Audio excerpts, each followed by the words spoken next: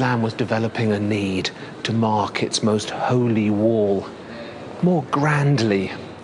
It's a tendency we'll be keeping an eye on, because this need to rise up to dizzy heights becomes one of the key issues in Islamic architecture.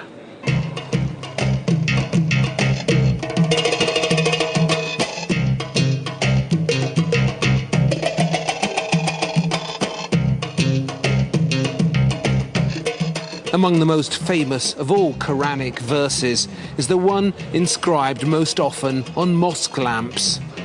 It's called the light verse, Surah 24:35. God is the light of heaven and earth.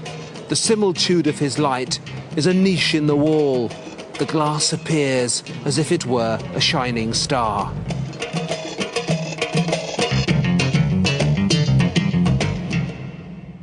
We know this is royal. It was made for Sultan Barkuk, Egyptian ruler.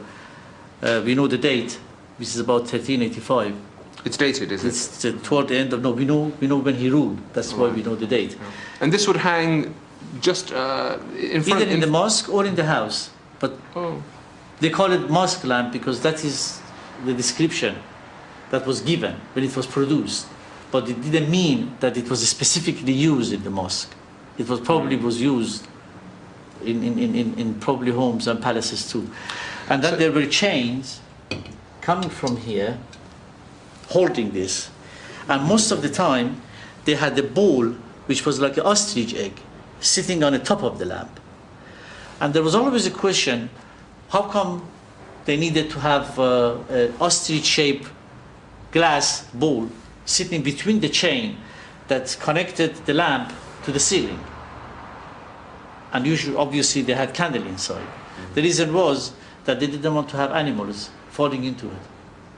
I see. So if that's where you collected the flies. That's correct. Or and flies, the moths. sometimes maybe mice. They fall outside of the lamp rather than falling into it. That's excellently practical. Yeah. Can you imagine this, though, with a candle inside flickering? Thinking that this is almost 700 years old.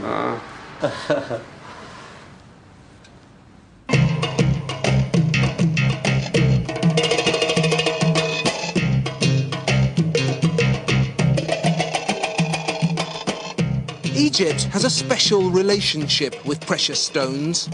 You know those stories of Cleopatra's fabulous emerald mines? Well, they're not stories. Cleopatra really did have fabulous emerald mines, and she was an ancient Egyptian connoisseur of the sparkling gemstone, as were the Fatimids. The most precious and magical of all Fatimid treasures were actually made from the most abundant mineral on Earth. Scientists, who have their own miraculous ways of calculating these things, tell us that 12% of the Earth's crust is made of quartz. And quartz, in its clearest form, is called rock crystal. They don't mine it around here anymore, but they used to. It was as common in the deserts of Egypt as sand. Actually, it basically was sand, silicon dioxide. But the craftsmen of the Fatimids worked great magic with rock crystal.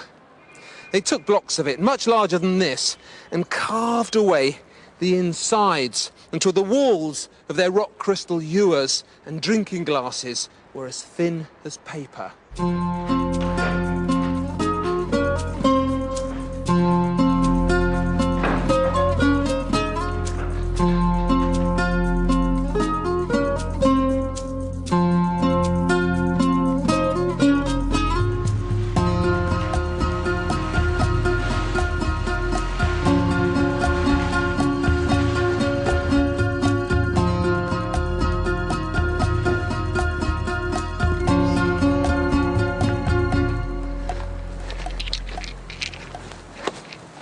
Crystals, like these, are of course what crystal balls used by fortune tellers used to be made from. And crystals always had this otherworldly aspect. The actual word comes from the Greek kristallos, which means ice. And the ancients believed this really was divine ice, trapped in the mountains, waiting to be revealed. And all this superstitious history, this magic air, brought extra sparkle to the rock crystal masterpieces of the Fatimids. There's something else about rock crystal, something even more pertinent than its delicate beauty and its mystical air.